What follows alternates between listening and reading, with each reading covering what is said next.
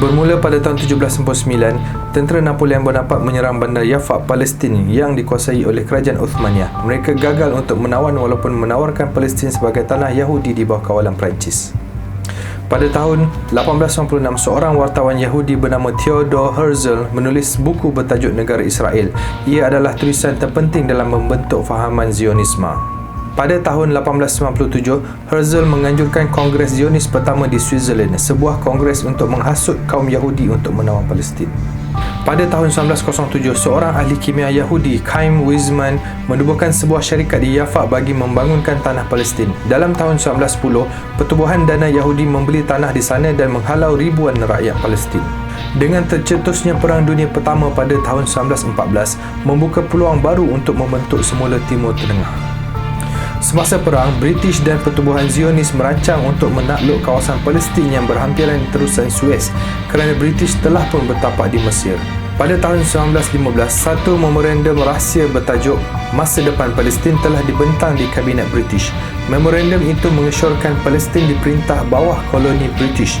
Ini membuka peluang lebih ramai umat Yahudi untuk bertapak di Palestin. Pada tahun 1917, Deklarasi Balfour diumumkan kepada komuniti Yahudi oleh Baron Rothschild. Deklarasi itu adalah untuk menubuhkan Palestin sebagai penempatan nasional kaum Yahudi. Kemudian pada bulan Disember 1917, tentera British yang diketuai Edmund Allenby menjajah Baitul Maqdis bersama unit tentera Yahudi. Salah seorang tentera adalah David Ben-Gurion, kemudian menjadi Perdana Menteri pertama Israel. Polisi koloni British membenarkan kemasukan pendatang Yahudi untuk menduduki Palestin. Populasi penduduk Yahudi meningkat drastik sehingga melebihi penduduk asal Palestin. Kelicikan Zionis, konspirasi British dan kejahilan rakyat Palestin sendiri yang menjadikan peristiwa ini berlaku.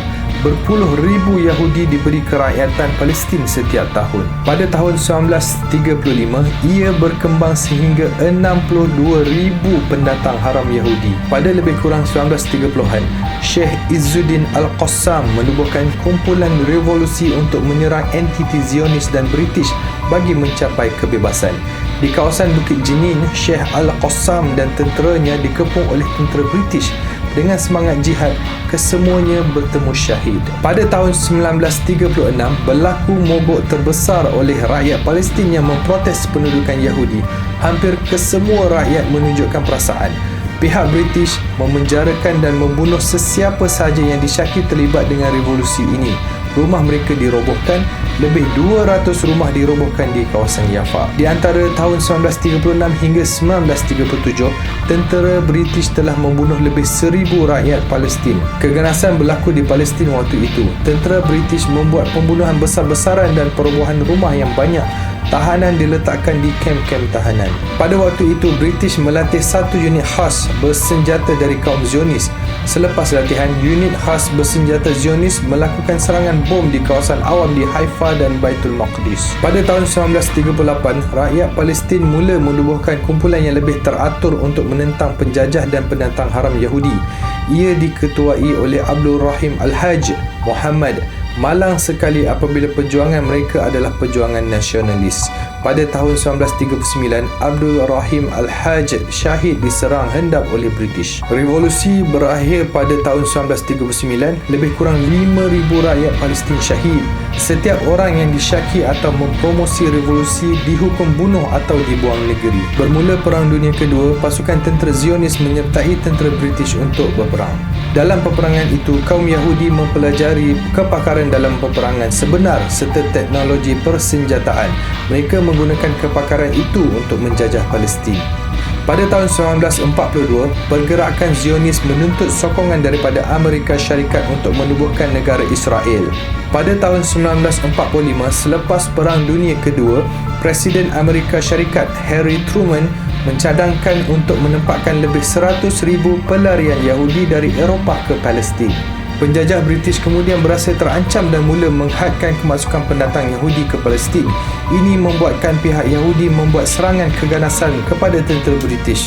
Zionis menubuhkan sebuah pergerakan pengganas bawah tanah bernama Irgun. Pada tahun 1946 hingga 1947, kumpulan pengganas Irgun membuat banyak serangan ke atas balai polis dan bangunan kerajaan British. Mereka juga menculik dan membunuh tentera British dalam siri keganasan mereka untuk mengusir British daripada Palestin. Ketua kumpulan pengganas ini adalah Menachem Begin.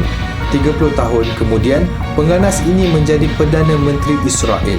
British merakamkan lebih 500 serangan dari kumpulan pengganas ini, termasuk bungkusan bom yang dihantar ke pegawai tertinggi British. Pada tahun 1947, pihak British menamatkan mandat mereka di Palestin, menarik balik semua tentera mereka. Mereka menyerahkan kesulitan ini kepada Pertubuhan Bangsa-Bangsa Bersatu untuk diselesaikan. Resolusi PBB 181 membahagikan Palestin kepada tanah Arab dan negeri Yahudi, 56% dari kawasan tersebut, di mana Baitul Maqdis dijadikan sebagai bandar antarabangsa. Selepas sahaja resolusi PBB ini, komuniti antarabangsa mula menerima idea negara Yahudi ini.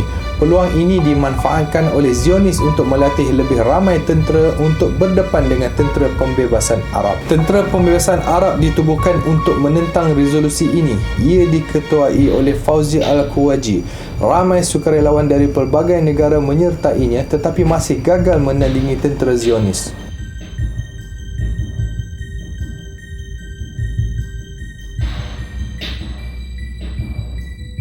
Pada 14 Mei 1948, David Ben-Gurion mengisytiharkan penubuhan negara Yahudi yang dikenali sebagai negara Israel. Mereka mendapat sokongan penuh dari dua kuasa besar dunia iaitu Amerika Syarikat dan Soviet Union melalui presiden mereka Harry Truman dan juga Joseph Stalin. Keesokannya, 15 Mei 1948 iaitu Hari Nakbah atau Hari Malapetaka bagi umat Islam. Pada waktu itu berlaku pembersihan etnik terbesar dalam sejarah. Jutaan rakyat Palestin diusir dari tanah mereka sendiri.